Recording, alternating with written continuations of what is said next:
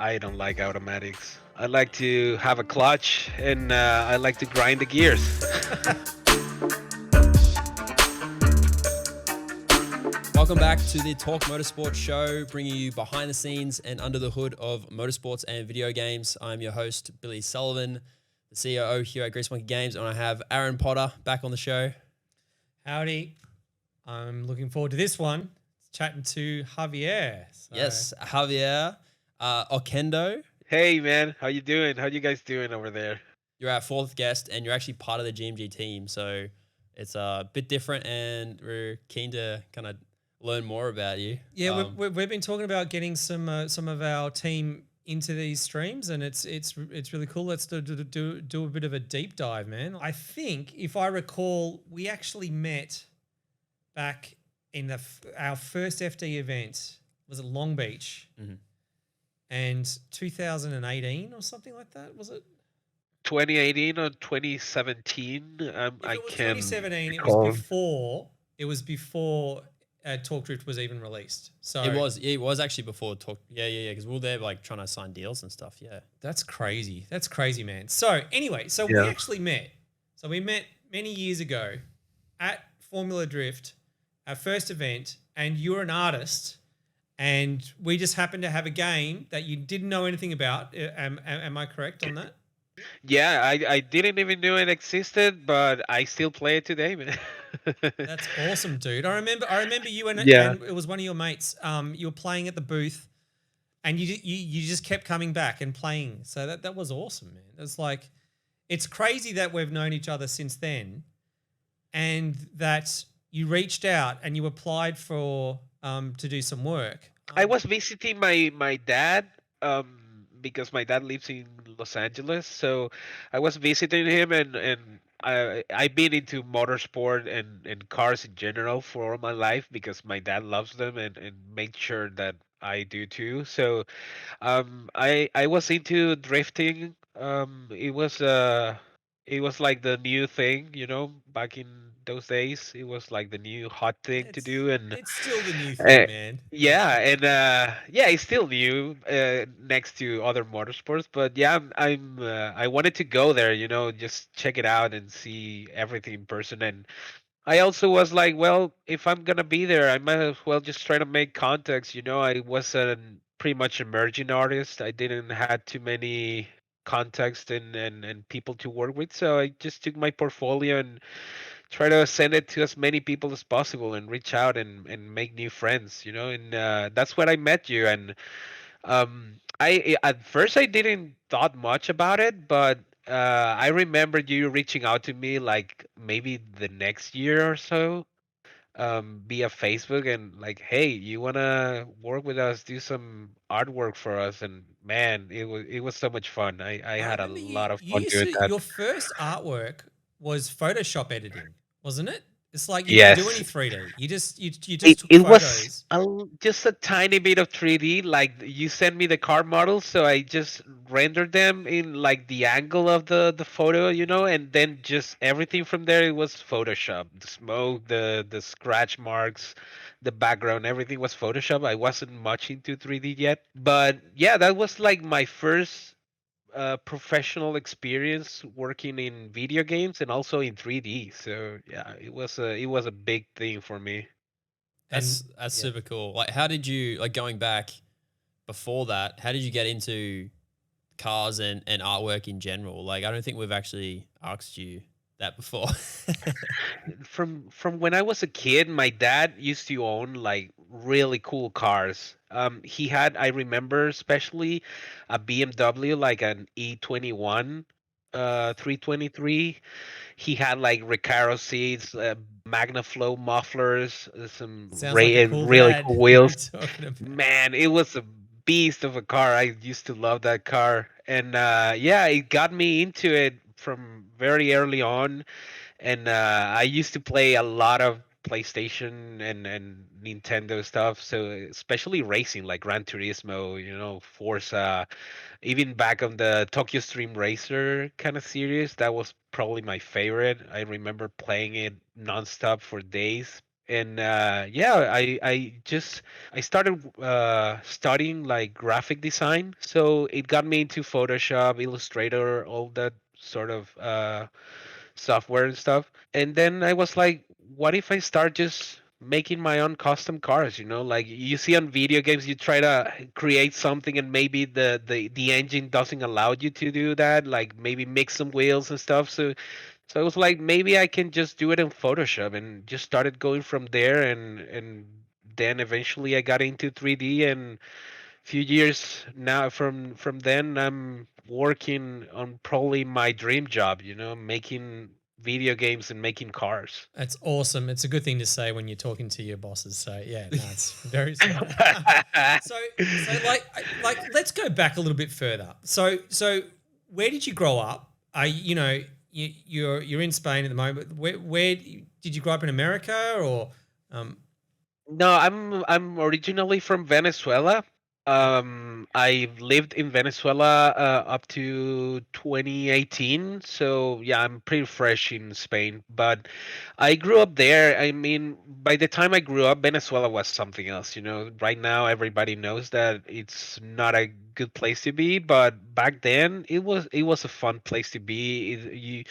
Because like Venezuela is in like the center, like it's like the entrance of everything that comes from Europe and the rest of the world to South America pretty much goes from Venezuela, so you had like people from all over the world, you had cars and culture and especially food from everywhere, it was a pretty good place to be.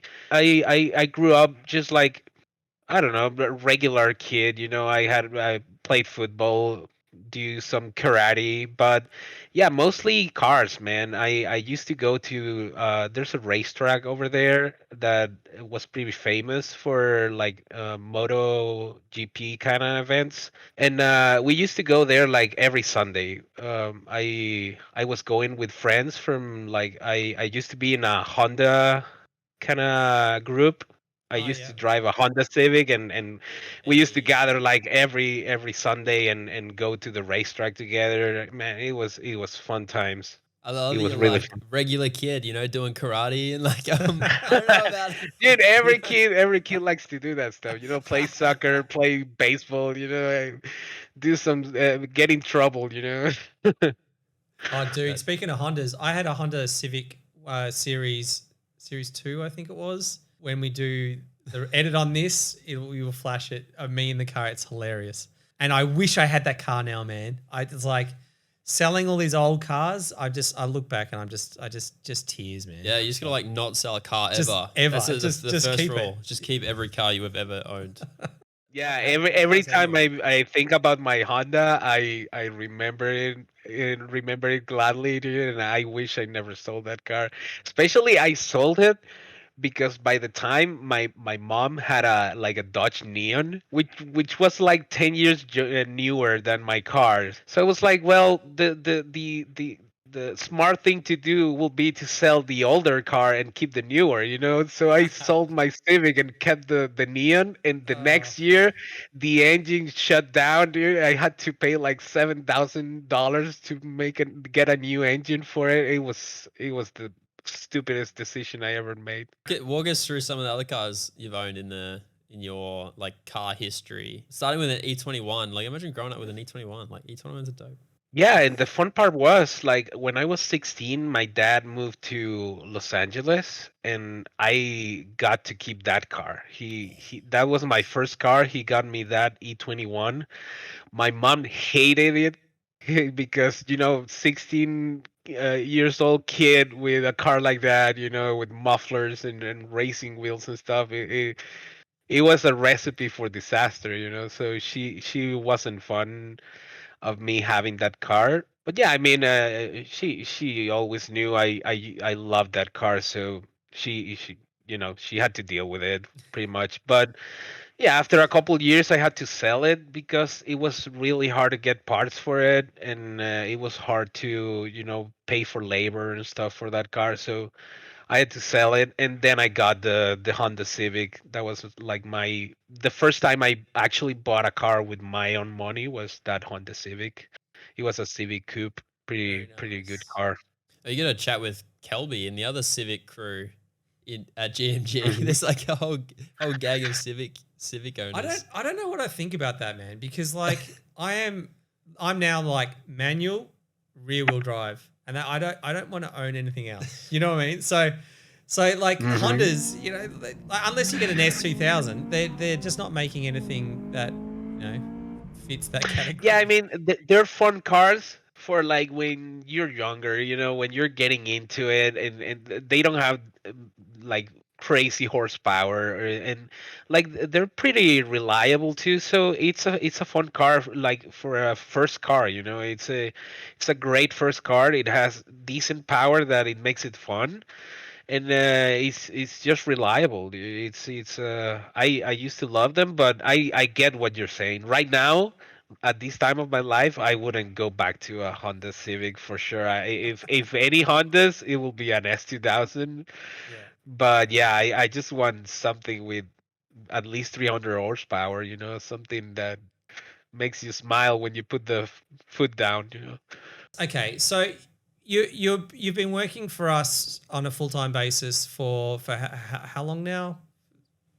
6 5 months, months. 6 months. 6 months. This is my seventh month here. Yes. Cool. So how are you finding it? Like you can. Man, it's even better than I expected. I thought it was going to be much harder to connect with people because I'm all the way here in Spain and you guys are over there in Australia. So I thought it was gonna be much harder to just connect with people, but after a couple weeks, first couple weeks were pretty hard because you don't know anybody, you don't know how to approach people, you don't know if they're gonna take your comments in a certain way or whatever. But after a couple weeks, I think I started getting what most people like, and how they act and react, and from there it's been great, man. Everybody has been very welcoming to me. Everybody has been very friendly.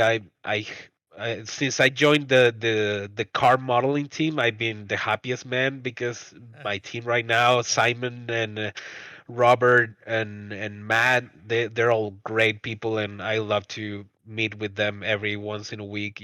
We do this car meeting where we bash each other work. So This is it's all fun, man. this is like a commercial for Grease Monkey Games. Yeah. We're hiring. Yeah. If you would like to go to greasemonkeygames.com. No, you Yeah, guys are yeah, awesome. man. Everybody is welcome, dude. It's a No, fun awesome. place to be for sure, man. And yeah, like I said, man, Aaron, I see you more as a friend than a boss because we know each other for many years now, and we kept chatting in Facebook. Every time I post a render, I know you're there liking it and saying something about it, Well, and you make nice stuff. I don't like everyone, and I'm not. I keep those likes very limited. So Yeah, you had a like limit, but yeah, like maybe three tops, a week. uh, No, you've always done good stuff, dude. And like I think we have been speaking over years, and as Grease Monkey Games has expanded it, I like we have to get this guy in, and we've already been talking to you about coming to Australia, man. So it might happen. yeah, in a And near future, coming to yeah. you soon. Yeah, man, I've been thinking about it, dude. I mean, I love here the life here in Spain is great, man. It's very relaxed. People here are very chill, and it's not like the United States, where you have to work like 25 hours a day, just to make a living. But Australia seems like a fun place to be, man, and yeah, it's exciting for us. I just had a kid recently, so yeah, I'm just waiting in for him to be just a bit older, just but yeah, man, soon I'll be there soon for sure. but you guys are meeting up. I don't know when this podcast is gonna be released, but you guys are meeting up soon in a certain location. I we're actually not meeting up. Oh yeah, Javier's true. meeting up with the guys. I'm going at a Mhm. different time. Yeah. Yeah. So we'll just tell everyone. So a bunch of us are going to Japan, and it's a bit of a research trip slash. We're going to go to the guys are going to go to the last FD events of the season, and meet the crew there. And they're also going to. So Javier, so tell us some of your plans while you're there with the crew. Yes, I can't tell you how excited I am. I've been dreaming about going there for so many years that I just have pretty much a list of whatever I wanted to see if I ever go there. So I'm just gonna make it all happen. We're going to FD, and I'm gonna meet there with a couple of friends, like Andy Gray, 4 times Formula Drift Japan champion, and I got to work with him 3 or 4 years ago. He contacted me to do the design for his new pro drift car, a Lexus RCF drift car, and I got to design the body kit with him. Like my design's not exactly the finished product, but yeah, it's pretty close, man. He got a great shop called Power Vehicles, and they made it happen with really talented people, and I just cannot wait to meet them. I've been working with them for so many years without seeing them face to face. So it's gonna be fun. I'm gonna meet with Robin Ishida too, and that should be fun too. Fun conversations. Tell us about that process, like designing a body kit in 3D and then having like it actually put on a real car. Like that's not many people can say that for one, but like tell us about the process. And how did they find out about you? Like, because I know you were Mhm. doing, like, initially you were doing these cool renders and stuff, and you were doing some Photoshop, and then you went into 3D. But then how did you get to actually making body kits or designing body kits? Yeah, I mean the part with Andy, I believe he saw my work. He got my contact from Hirokazu Suzuki, which is the owner of Arios Japan. He has a shop that sells and rents like exotic cars and like really rare cars like RWB Porsches and stuff like that. And he's also a professional racing driver. So he contacted me to do a body kit for the new Toyota Supra, the A90. He was pleased with my work, and he got Andy got my contact from him. I believe they're pretty good friends, so he got my contact from there, and I started working with Andy too. So yeah, it was a fun year. I had to work with two of the greatest shops in Japan, building cool stuff. The Supra was debuted on the Tokyo Auto Saloon also. So it was amazing to see it there. And as for the development, it was all sorts of creative license were given to me.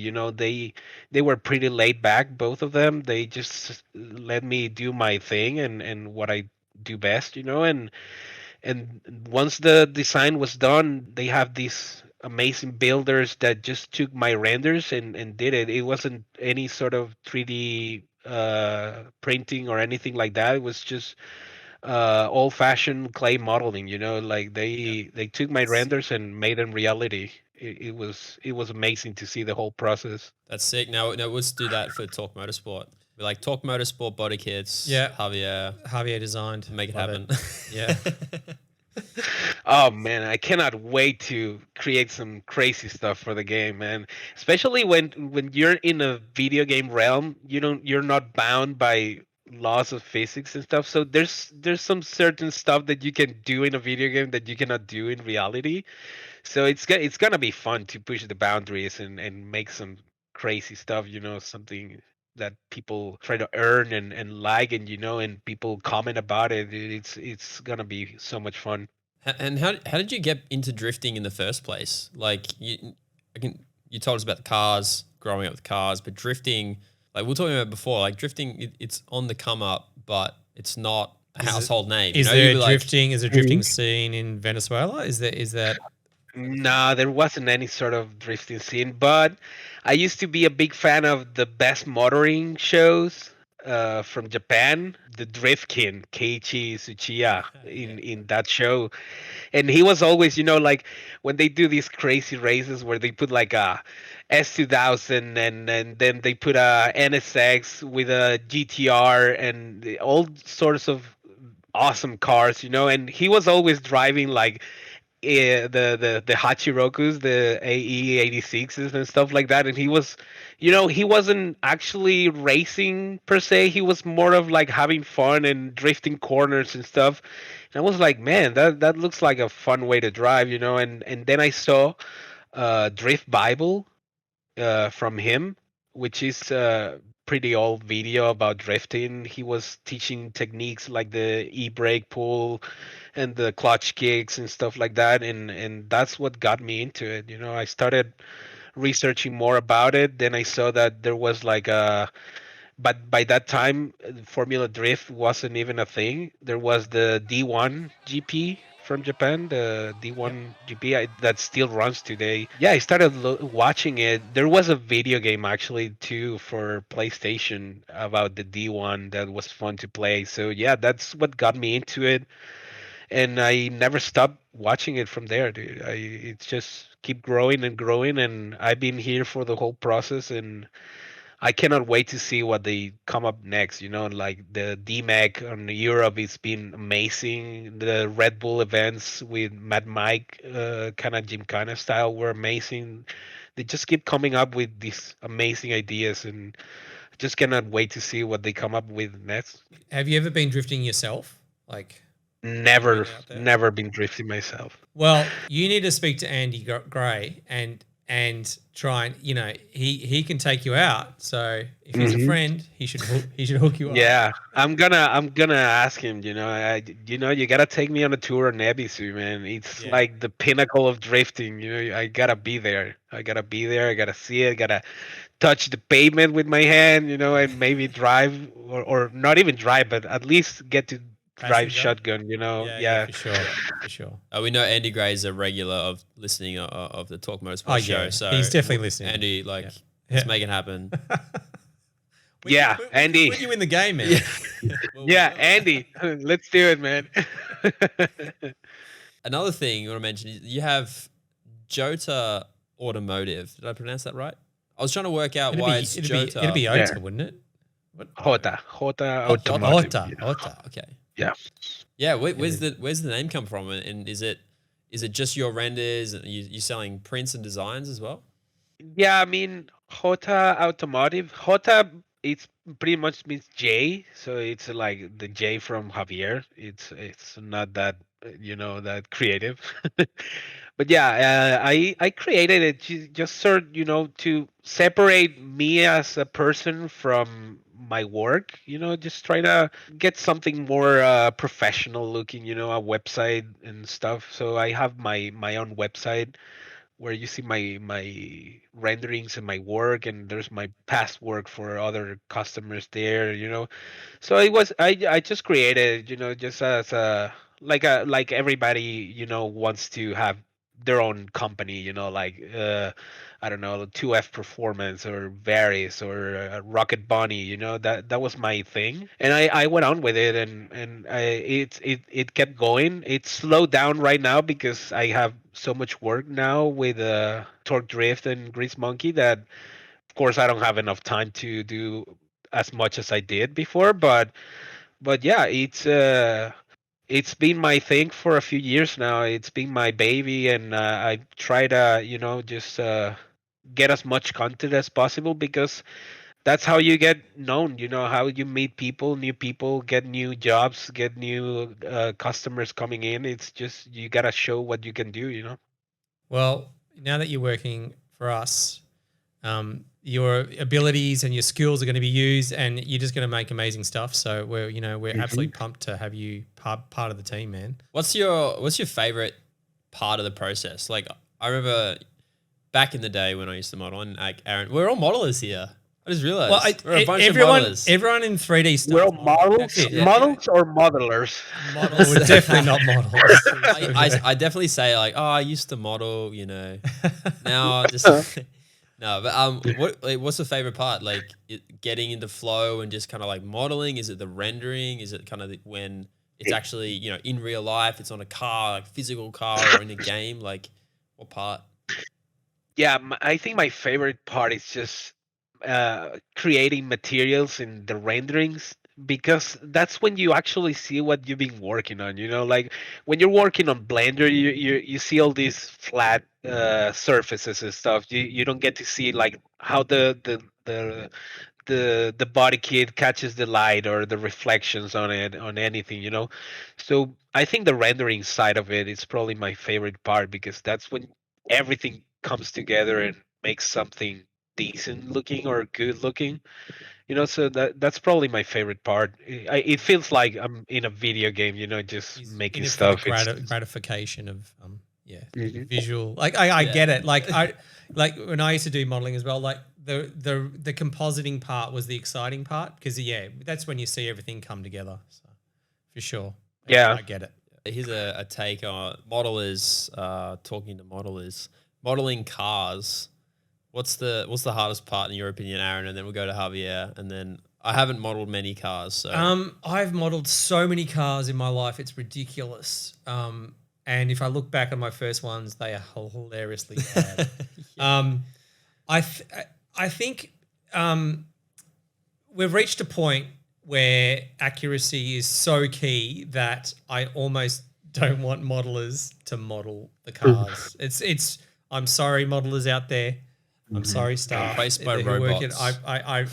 It's like accuracy is key, and when you put a modeler between like a photo and then the 3D space, the inaccuracies are just become too evident. So how I used to do it was model off photos. I try and shoot the cars myself with the longest lens I can.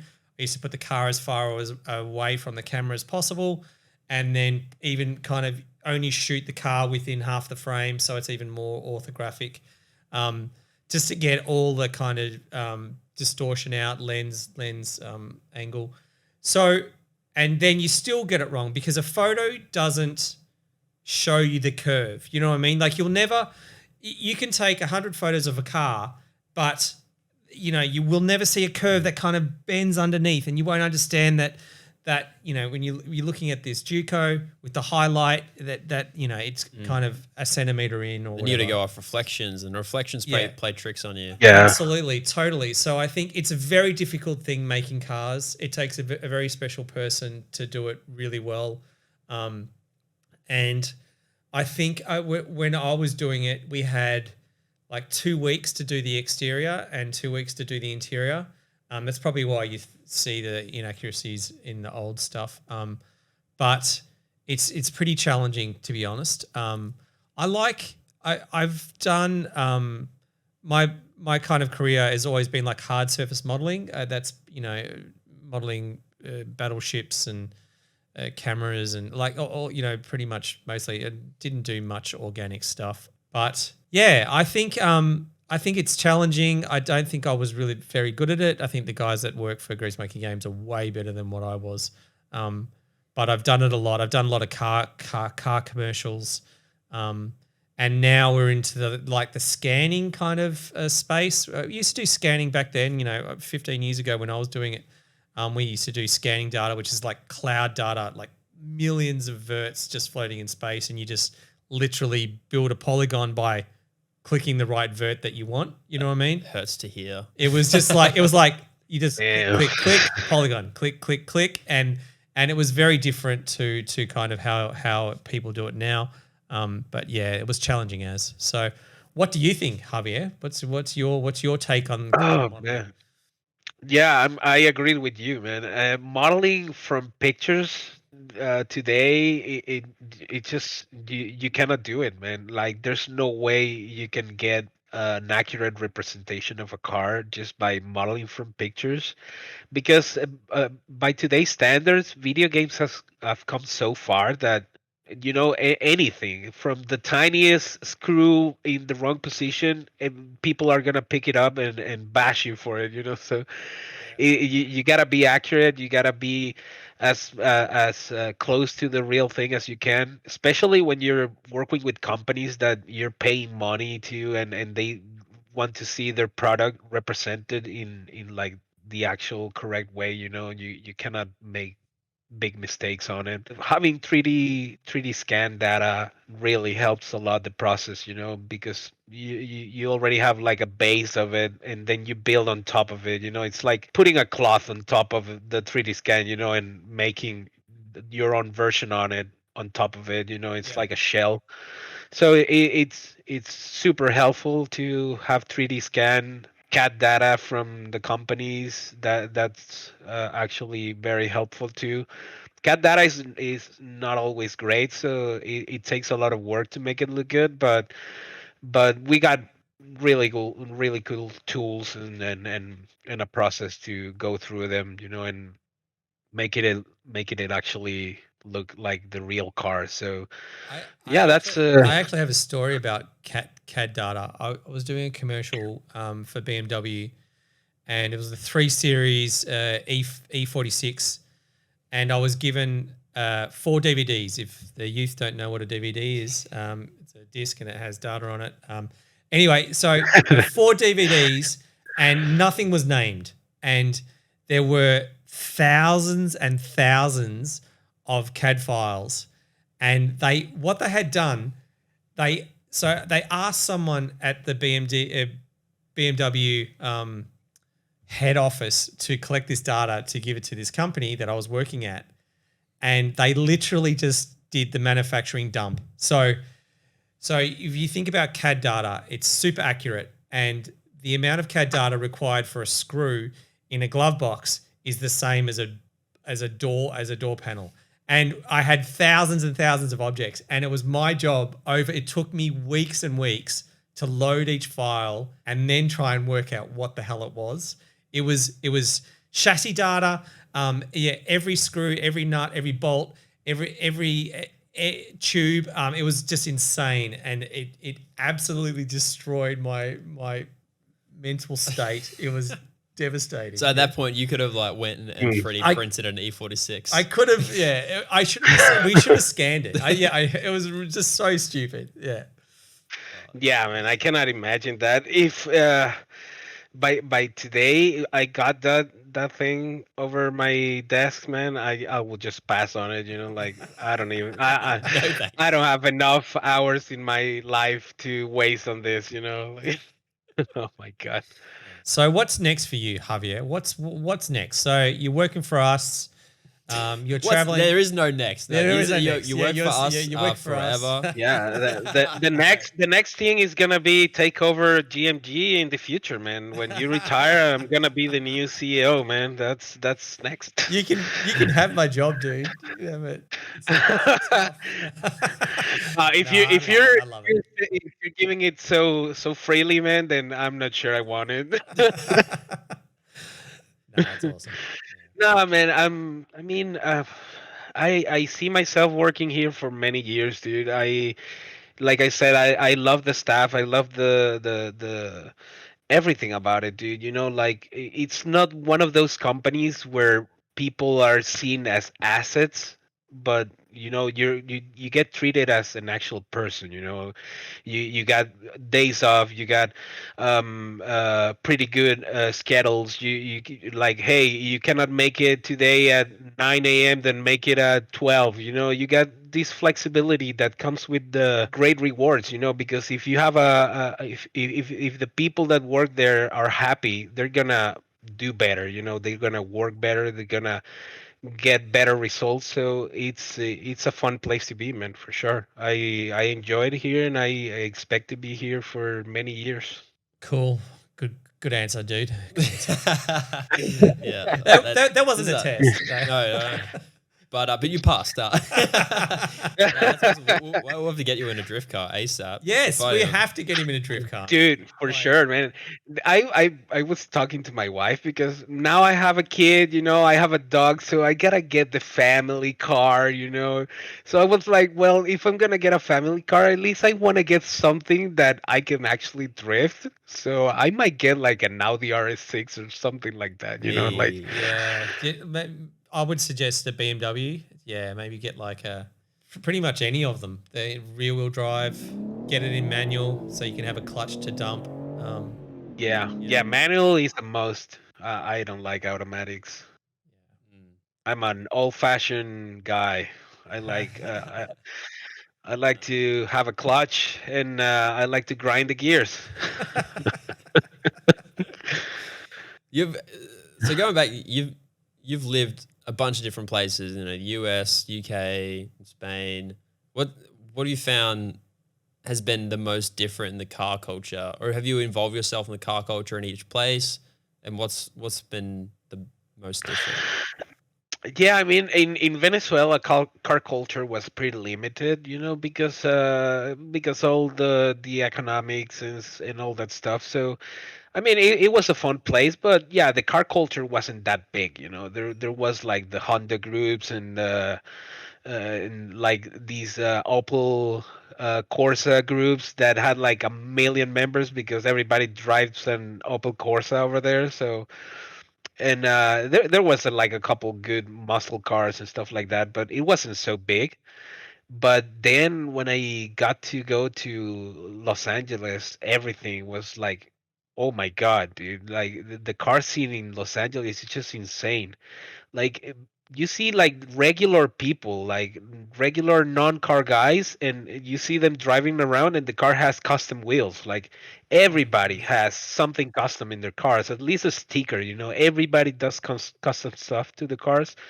So it was like a major eye opener for me when I got there, and I was like, wow, this is a big industry, and I want in. I want to be part of it. And that's what got me started on all this journey. Like just seeing all that amazing culture and all the amazing stuff that is happening around. And now that I'm going to Japan, I'm probably gonna get a second eye opener because Japan is probably bigger and even crazier. You will So it. absolutely love it, man. You'll love it. Yeah. Mhm. Yeah, I'm jealous. I know there's gonna be other trips to Japan, I'm sure, in the next few years, but yeah, that's gonna be a great trip.